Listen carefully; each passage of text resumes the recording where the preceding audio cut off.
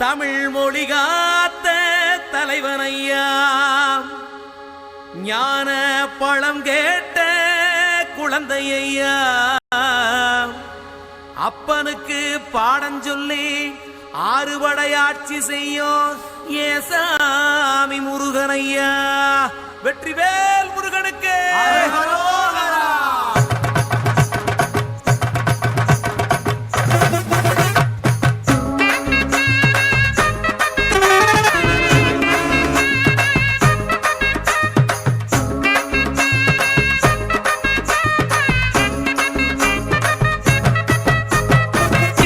சின்ன முருகையா, சிங்கார முருகையா, சின்ன சின்ன முருகையா, சிங்கார முருகையா, கொஞ்சி கொஞ்சி தமிழ் பேசும் செந்த